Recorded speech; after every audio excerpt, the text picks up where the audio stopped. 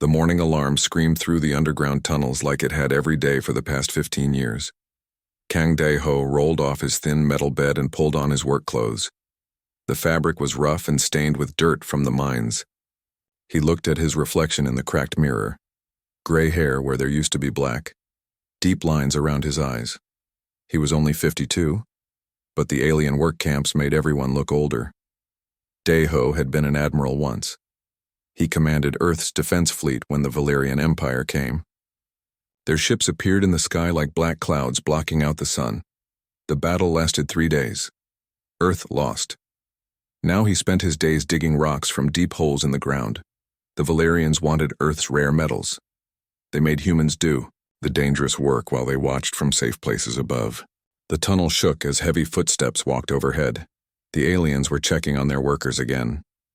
Dae-ho grabbed his tools and walked toward the main shaft. Other humans moved like ghosts around him. Nobody talked much anymore. Talking brought attention. Attention brought punishment. Move faster, dirt crawlers. Commander Vextari's voice echoed through speakers in the walls. The alien always called humans by that name. He thought it was funny. Dae-ho had seen Vextari only a few times. The Valerian was tall and thin with gray skin and 4 arms. His eyes were completely black, like looking into empty space. Park Yuna was already at her workstation when Dae-ho passed by.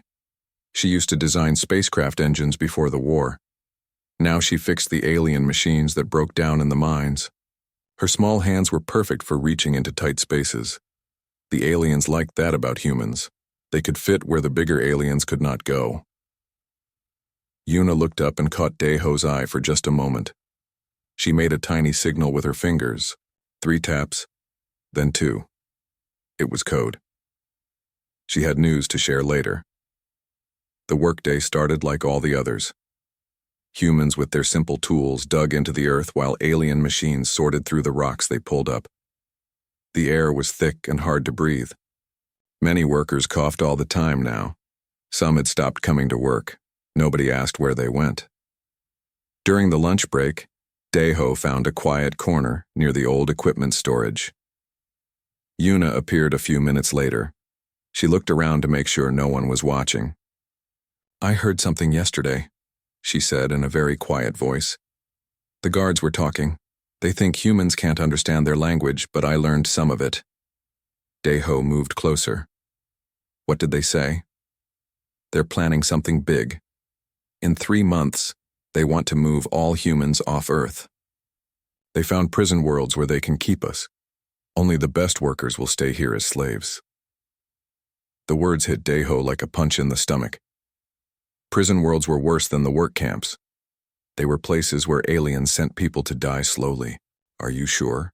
he asked. Yuna nodded. "Very sure. They said humans are too much trouble here. Too many small fights.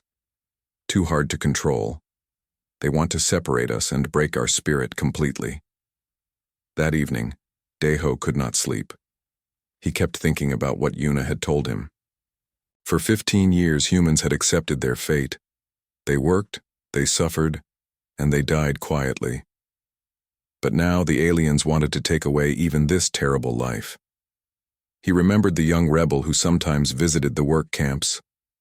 Lee Woo-jin was barely 25, but he had fire in his eyes that reminded Dae-ho of his younger self. Woo-jin organized small groups to steal supplies and attack alien patrols. Most older humans thought he was wasting his time. The aliens were too strong, they said. Fighting back would only make things worse. But now Dae-ho understood something important. Things were already going to get worse. Much worse. 2 days later, Woo-jin appeared at the camp during shift change. He moved like a shadow between the buildings. Dae-ho had been waiting for him. "We need to talk," Dae-ho said when the young man passed near him. Woo-jin stopped. He recognized Dae-ho from stories other workers told. Everyone knew about the old admiral who had tried to save Earth. "What about?" Woo-jin asked. "About fighting back for real this time. They met that night in an abandoned tunnel deep in the mines. Yuna was there too, along with 3 other workers who could be trusted. Dae-ho told them what Yuna had heard about the prison worlds. "We can't let this happen," Wu Jin said. His hands made fists as he spoke. I have people in 12 different camps. We've been planning small attacks, but maybe it's time for something bigger. Small attacks won't be enough, Daeho said. The aliens don't fear us because they think we're weak and stupid. We need to show them they're wrong. What do you suggest? Asked one of the workers. Daeho looked around the group. These people had nothing left to lose. The aliens had taken everything from them already. Now they wanted to take away their home too. I suggest we remind them why they needed a whole fleet to conquer Earth the first time. Yuna smiled for the first time in months. I've been studying their machines, she said. They're not as smart as they think they are. Human brains work differently than theirs. We might be able to use their own technology against them. You mean sabotage? Wu Jin asked. I mean war, Daeho answered. Real war, not just stealing food and running away. We fight like we have nothing to lose because we don't. The group sat in silence for a long moment. They all knew what he meant. If they failed, they would die. But if they did nothing, they would die anyway on some distant prison world. How do we start? Asked another worker. Daeho stood up and looked at each person in the dim light. We start by believing we can win. The aliens think they know everything about humans. They're about to learn they know nothing at all. As the group left the tunnel one by one, Daeho felt something he had not felt in 15 years. Hope. The Valerian Empire had conquered many worlds, but they had never faced humans who had nothing left to lose. The resistance was about to begin. 3 weeks had passed since the secret meeting in the tunnel. Daeho watched as more humans joined their cause each day. Word spread carefully through the work camps. People whispered in dark corners and empty rooms. The message was always the same: fight back or lose everything forever. Yuna had been busy studying the alien machines. She stayed late every night pretending to fix broken equipment while actually learning how everything worked. The aliens never suspected anything. They thought humans were too simple to understand their advanced technology. Look at this, Yuna said one evening. She and Daeho were alone in the repair shop. She held up a small device that looked like a metal cube. This controls the security systems for the whole camp. The aliens think it's too complex for human minds. But you figured it out? Daeho asked. Yuna smiled. Better than that. I found out something amazing. Human brains think differently than alien brains. We can use their machines in ways they never imagined. She pressed a few buttons on the cube. The lights in the room changed color from white to red, then to blue. The aliens designed this to only work one way, Yuna explained. But human creativity lets us see other possibilities. We can make their own weapons work against them. Daeho felt excitement growing in his chest. What else have you learned? A lot. Their ships, their weapons, their communication systems, they all have the same weakness. The aliens who made them think in straight lines. Humans think in circles and zigzags. That makes us dangerous to them. During this time, Wu Jin had been traveling between camps and gathering fighters. He moved at night through old subway tunnels and abandoned buildings. The aliens had destroyed most of Earth's cities, but they left the underground areas alone. They thought nothing important could happen in the dark places below ground. Kim Jisoo had been a diplomat before the war. She spoke several alien languages and understood how different species thought. Now she worked in the camp kitchens, but she used her skills to listen to alien conversations. She learned that the Valerian Empire had conquered 47 different worlds over the past 200 years. The pattern is always the same, Jisoo told Daeho during one of their secret meetings. They attack fast with huge fleets. The people fight for a few weeks or months, then give up. After that, the aliens take what they want and leave small groups to watch the survivors. What happened to the other conquered species? Daeho asked. Most of them died out within 50 years. A few still exist as slaves on different worlds, but none of them ever fought back successfully after the first defeat. This information gave Daeho an idea. What if we contacted some of these other species? Maybe they would help us if they knew we were fighting back. It's possible, Jisoo said, but we would need to capture alien communication equipment first. That became their first real mission. Bae-hyun joined the planning group around this time. He had been a military tactician before the war and understood how to fight against superior forces. He suggested they target a small alien outpost outside the main camp. We can't fight their big ships yet, Hyun said, but we can hit their weak spots. Make them afraid. Show them that humans are not as helpless as they think. The outpost had 12 alien guards and controlled communications for 3 work camps. If they could capture it, they would have access to the enemy's information network. Yuna spent days preparing for the attack. She studied the outpost's security systems and figured out how to turn them off. She also discovered something interesting about alien weapons. They were designed to only work for alien hands, but she found a way to trick them. Human fingerprints are different from alien fingerprints, she explained to the attack team. But if we cover our hands with this gel I made from alien food paste, their weapons will think we're aliens too. The night of the attack was dark and cloudy, perfect for hiding. Wu Jin led 8 fighters through the forest toward the outpost.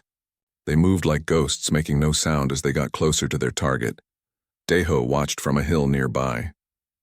He felt nervous and excited at the same time. This would be the first real fight humans had tried since the war ended 15 years ago.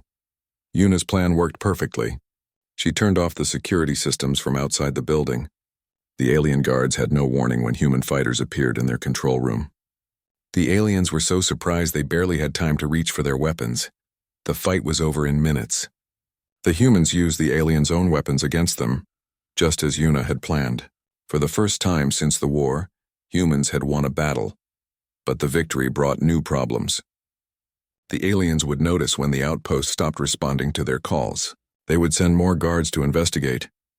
"We can't stay here," Hyan said as they searched through the captured equipment. "They'll bring ships and soldiers. We need to take what we can and disappear." Jisoo worked fast to copy information from the alien computers. She found communication codes, maps of other outposts, and lists of human work camps across the planet. Most important of all, she found evidence that the aliens were already planning to move humans to prison worlds. The timeline had been moved up. They had only 6 weeks, not 3 months. As they prepared to leave, Yuna made another discovery. In the outpost weapon storage, she found something that made her gasp with surprise. "Look at this," she said, pointing to a large alien device. "This is a communication relay for their whole fleet. If I can figure out how it works, we might be able to contact other worlds." "Other human worlds?" Daeho asked. "No, other conquered worlds. Places where aliens took over just like they did here. If those people knew that humans were fighting back, maybe they would start fighting too." The idea was bigger than anything they had imagined before, not just saving Earth, but starting rebellions across the entire Valyrian Empire. They loaded the most important equipment onto stolen alien vehicles and drove back toward the work camps. Behind them, smoke rose from the destroyed outpost. The aliens would find it in the morning and know that something had changed. As they hid the captured equipment in secret locations, Daeho realized they had crossed a line. They were no longer just planning to resist. They were at war. "What do we do next?" Wu Jin asked. Daeho looked at the faces around him. 3 weeks ago, these people had been hopeless slaves. Now they were warriors who had just won their first battle against an empire that had conquered half the galaxy. "Now we show the Valyrian Empire what happens when humans fight back for real," he said. "And we help every other conquered species do the same thing." The resistance had become something bigger than just saving Earth. It had become a war for freedom that could spread across the stars. The stolen alien communication device sat in the middle of the hidden cave like a metal spider. Yuna had been working on it for 2 weeks, trying to understand how it connected to other worlds.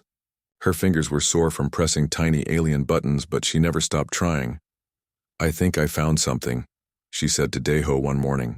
Strange sounds came from the device, voices speaking in languages no human had ever heard before. Jisoo listened carefully to the alien voices. After years of studying their languages, she could understand most of what they said. "These are messages from other conquered worlds," she explained. "The aliens are reporting problems. Some kind of trouble on 3 different planets." "What kind of trouble?" Daeho asked. Jisoo concentrated on the voices. "Attacks on supply ships. Workers refusing to follow orders.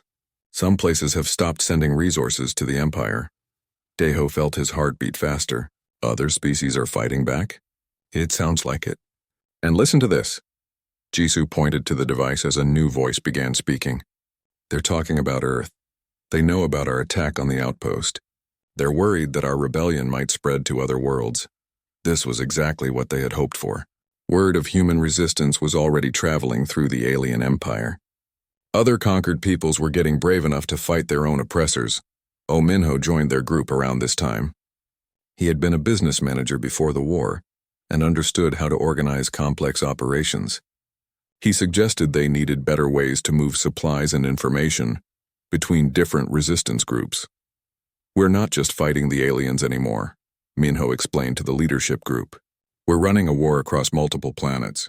That means we need supply lines, communication networks, and coordination between different species." Bora brought different skills to the resistance. She had been a pilot in Earth's Defense Force and knew how to fly both human and alien spacecraft. She proposed something that sounded crazy to most people. "We need to take the fight off the planet," she said. "The aliens have ships and space stations all through our solar system. If we can capture some of them, we can hit them where they don't expect it."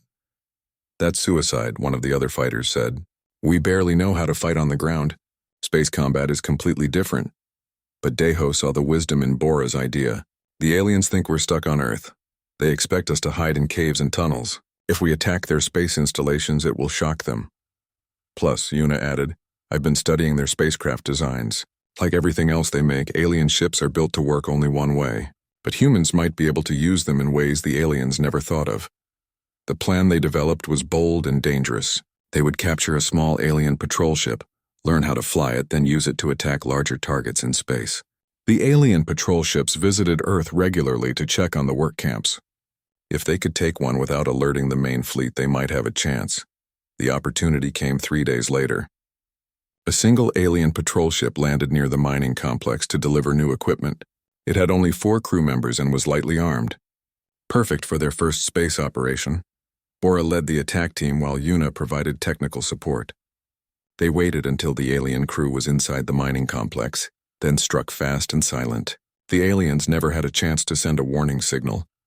"This is incredible," Bora said as she explored the captured ship. "It's so much more advanced than anything we had during the war. But the controls are actually simpler than I expected." Yuna was already connecting human devices to the alien systems. "Their technology is designed to be foolproof," she explained. "They don't want their own people making mistakes. That makes it easier for us to figure out how everything works." Within hours, they had the ship ready to fly. Bora took the pilot seat while Yuna worked on the weapons systems. The rest of the team stayed on Earth to continue organizing the ground resistance. Their first target was an alien supply station orbiting Mars. It was small and poorly defended, but it controlled resource shipments for dozens of work camps throughout the solar system. If they could destroy it, the aliens would have serious supply problems. The flight to Mars took 2 days. During that time, Yuna discovered something amazing about the ship's communication system. It was connected to the Empire's main information network. She could access reports from alien commanders across the galaxy. "Look at this." She showed Bora a display screen full of alien text. 3 more worlds have started rebellions in the past month. The aliens are calling it a contagion of resistance. They're scared that the fighting will spread everywhere. The information was even better than they had hoped. The human rebellion had inspired other conquered species to fight back. The Valerian Empire was facing problems on multiple fronts for the first time in their history. When they reached the Mars station, Bora flew the ship like a hunter stalking prey. The station's defenses didn't react because their captured ship was sending the right identification signals. "They think we're one of their own patrol ships," Bora said with a grin. "This is going to be easy." The attack was over before the station crew understood what was happening. Human creativity with alien weapons destroyed the station in minutes. Bora and Yuna escaped before any other alien ships could respond. News of the Mars station's destruction spread quickly through the alien fleet. For the first time since conquering Earth, the Valerian Empire realized they faced a serious threat. Supreme Admiral Kethvar arrived in Earth's solar system 1 week later, with the largest alien fleet humans had ever seen. His flagship was twice the size of the ships that had conquered Earth 15 years ago. He brought 50 warships and thousands of soldiers. "He's here to make an example of us," Jisu translated as they listened to alien communications. "He wants to crush the human rebellion so completely that no other world will dare to fight back." But Kethvar underestimated what humans could do when they fought together. Deho had spent the weeks preparing for this moment. Resistance cells throughout the solar system had been coordinating their efforts. They had captured more alien ships and weapons. Most important of all, they had turned humanity's knowledge of their own solar system into a weapon. The aliens know how to fight in open space, Deho explained to the resistance leaders, but they don't understand how to fight in a place where their enemies know every asteroid, every orbit, every hiding spot. The battle began when Kethvar's fleet moved toward Earth, but instead of meeting them in direct combat, the humans used guerrilla tactics on a massive scale. They attacked from hidden bases in the asteroid belt. They used space stations and orbital facilities as weapons, ramming them into alien ships. They turned Earth's own satellites into bombs. Bora led squadrons of captured alien fighters in hit-and-run attacks that appeared from nowhere and vanished just as quickly. The aliens couldn't predict where the next attack would come from because humans didn't follow standard space combat rules. The turning point came when Yuna figured out how to hack the alien fleet's communication system. She sent false orders that confused their formations and made their ships fire on each other by mistake. After 3 days of chaotic fighting, Kethvar's mighty fleet was scattered and broken. His flagship was damaged and many of his best ships were destroyed. For the first time in Valyrian history, their supreme admiral was forced to retreat from a conquered world. As the alien fleet limped away from Earth, Deho received messages from resistance groups on dozens of other worlds. The news of humanity's victory was spreading faster than the aliens could stop it. The message was simple but powerful. The Valyrian Empire could be beaten. Other conquered species began their own rebellions with new hope and determination. The human resistance had become something much larger than a fight for Earth. It had become the spark that would burn down an empire. 6 months after Kethavar's defeat, Deho stood on the bridge of a captured Valyrian battlecruiser. The ship had once belonged to the alien empire, but now it served as flagship for the Free Fleet. Human crews worked alongside aliens from 12 different conquered worlds.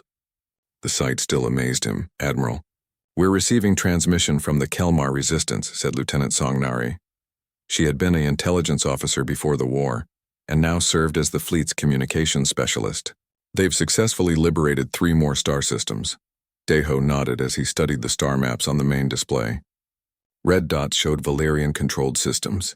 Blue dots showed liberated worlds. Green dots showed active rebellions. 6 months ago, there had been no blue or green dots at all. Now they covered nearly a quarter of the galaxy. "Any word from Ambassador Yoon?" Deho asked. "He's made contact with the Altarian Republic," Nari replied. "They're considering joining our coalition. If they do, we'll have access to their shipyards." Yun Taiyang had become the coalition's chief diplomat. He traveled between neutral worlds, convincing them to support the rebellion against the Valyrian Empire. His success had surprised everyone, including himself. Before the war, he had been a simple teacher. Now he negotiated treaties with alien governments across the galaxy. The rebellion had grown far beyond what anyone had imagined. What started as desperate humans fighting for survival had become a galaxy-wide war for freedom. The key was something the Valyrian Empire had never expected: cooperation between different species. "The aliens always fought each conquered world separately," explained Dr. Kwan Yeji during a strategy meeting. She had been studying alien psychology and behavior patterns. They never had to face united resistance from multiple species working together. This cooperation was humanity's greatest contribution to the galaxy. Other species had fought bravely against the Valyrians, but they had fought alone. Humans taught them that working together made everyone stronger. Captain Tolomari was perfect proof of this idea. He belonged to the Kalesh species, conquered by the Valyrians 80 years ago. For decades, small groups of Kalesh had fought hopeless battles against their oppressors. But when they joined the human-led coalition, everything changed. "Your species thinks differently than ours," Tolomari explained to Deho. "Kalesh warriors are brave but predictable. Human warriors are brave and completely unpredictable. When we fight together, the enemy cannot guess what we will do next." The coalition's military success came from combining the unique strengths of different species. Humans provided creativity and adaptability. The Kalesh brought incredible physical strength. The Zephyrians had natural abilities with technology that even surpassed the Valyrians. The Mordaki could survive in environments that would kill most other species, but their greatest advantage was strategic. The Valyrian Empire was built on the idea that conquered peoples would stay conquered. Their entire military was designed to control separate worlds that didn't communicate with each other. They had no idea how to fight a coordinated rebellion that spanned dozens of star systems. Intelligence reports show panic in the Valerian High Command, Nari told Deho during their daily briefing. Emperor Velthanor has called emergency meetings with his top generals. They're arguing about how to respond to our coalition. What are they saying? Some want to negotiate. Others want to destroy every rebellious world completely. They can't agree on a strategy because they've never faced anything like this before. This uncertainty was exactly what the coalition needed. While the Valerians argued among themselves, the rebellion continued to spread. New species joined the fight every week. Captured alien technology was shared freely between coalition members. Battle plans were coordinated across vast distances. The Battle of the Nexus became the coalition's greatest victory. The Nexus was a massive space station that controlled transportation between 30 different star systems. It was one of the most important strategic targets in Valerian space, protected by hundreds of warships and thousands of soldiers. Traditional military thinking said the Nexus was impossible to capture. The Valerians believed this too. They were wrong. Deho planned the attack using lessons learned from humanity's fight for Earth. Instead of attacking directly, the coalition used misdirection and creativity. They made the Valerians think the real target was somewhere else entirely. We'll attack their supply bases first, Deho explained to the coalition commanders. Make them think we're trying to cut off their resources. While they're defending those bases, we'll strike at the Nexus with everything we have. The plan worked perfectly. Valerian fleets rushed to defend their supply bases while the Nexus was left with minimal protection. When the coalition attack came, it was overwhelming and swift. But the real breakthrough came when Una figured out how to turn the Nexus's own defense systems against the Valerian fleet. The massive station had weapons powerful enough to destroy entire fleets. Under Valerian control, those weapons protected the Empire. Under coalition control, they devastated the very forces they were meant to defend. It's like their whole empire is built backwards, Una observed as they watched Valerian ships flee from their own space station. They designed everything to control others, but they never thought about what would happen if someone turned their own weapons against them. The loss of the Nexus was a disaster for the Valerian Empire. 30 star systems were cut off from Imperial control. Local Valerian commanders found themselves isolated and surrounded by rebellious populations. Many surrendered without fighting. More importantly, the victory proved that the coalition could defeat the Valerians anywhere, not just in desperate defensive battles. They could take the fight to the heart of enemy territory and win. Admiral, Nari said as they established control over the captured Nexus, we're receiving surrender offers from Valerian commanders in 6 different systems. They want to negotiate terms. This was something new. For the first time since the rebellion began, Valerian officers were giving up without being forced to fight. The empire that had seemed invincible just 2 years ago was starting to crumble from within. What should we tell them? Nari asked. Deho thought about all the humans who had died in work camps. He thought about the billions of beings from dozens of species who had suffered under Valerian rule. He thought about the prison worlds where the aliens had planned to send every human on Earth. But he also thought about what the coalition was fighting for.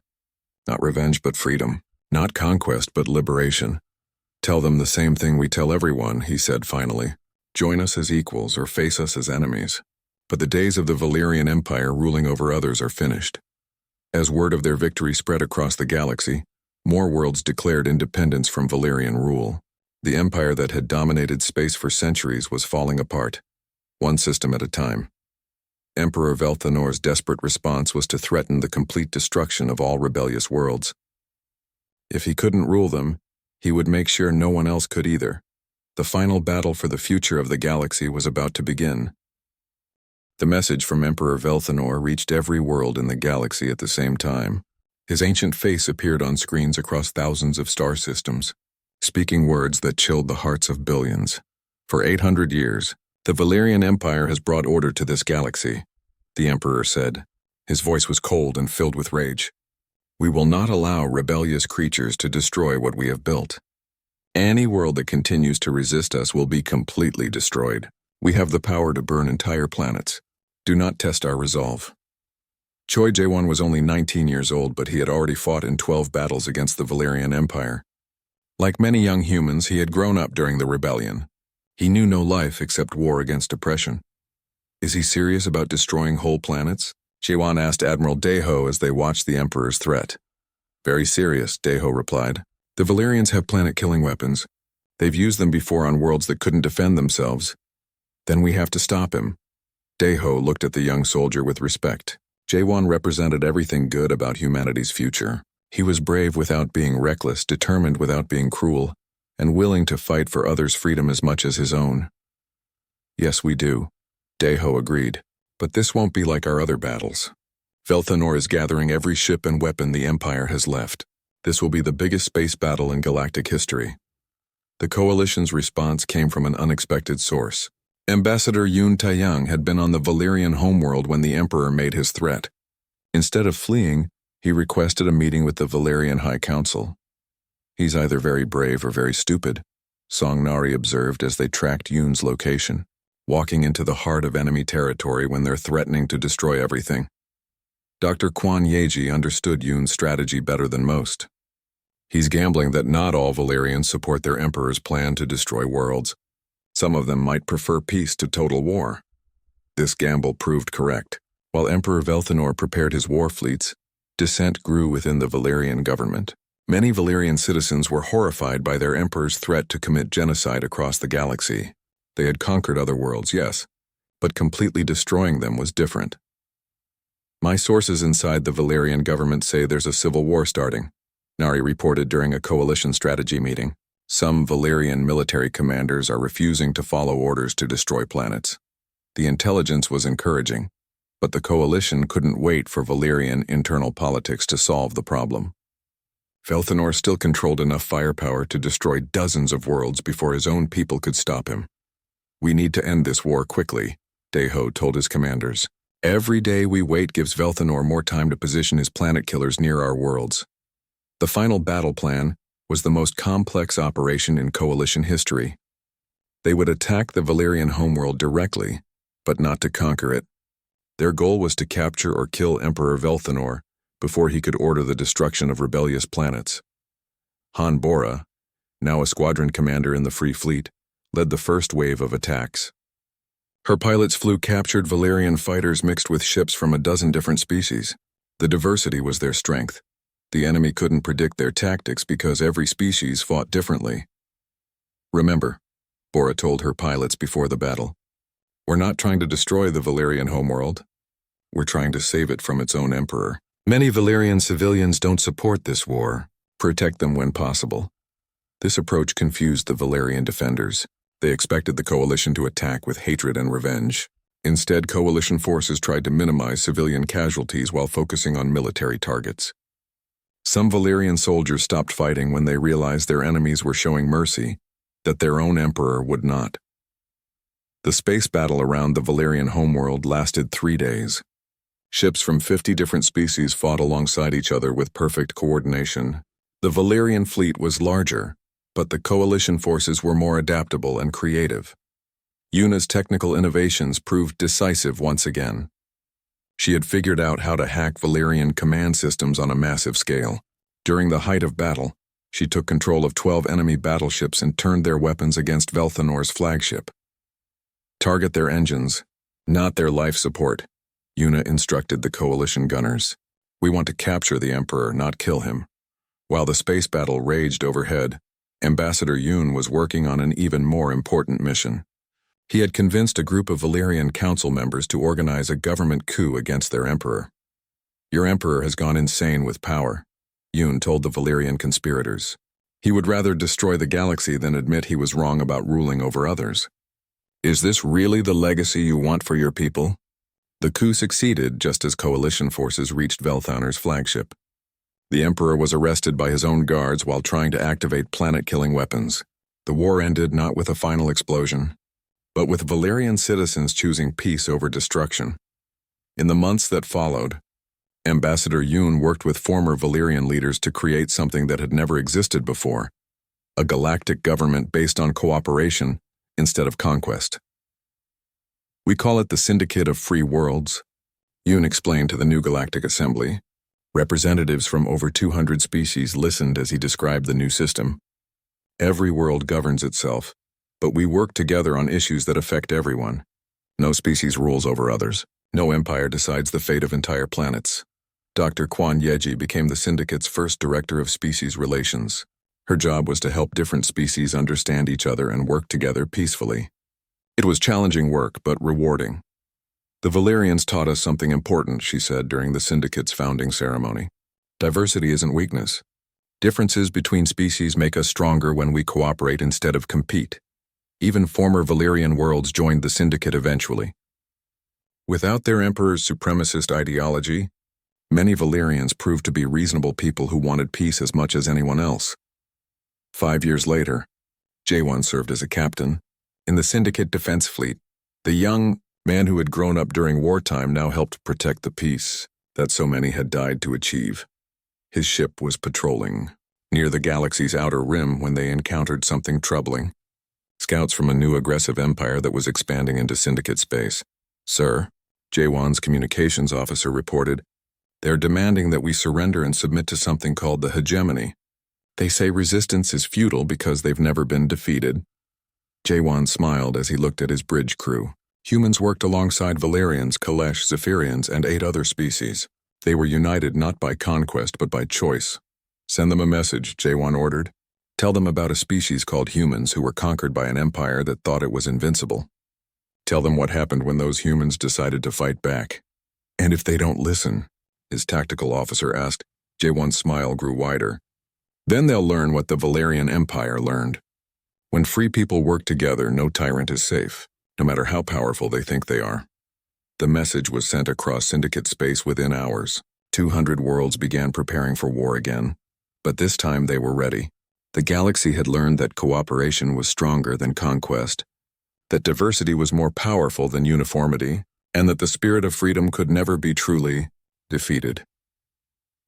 The hegemony was about to discover why no empire had succeeded in conquering the galaxy since humanity taught everyone else how to resist together.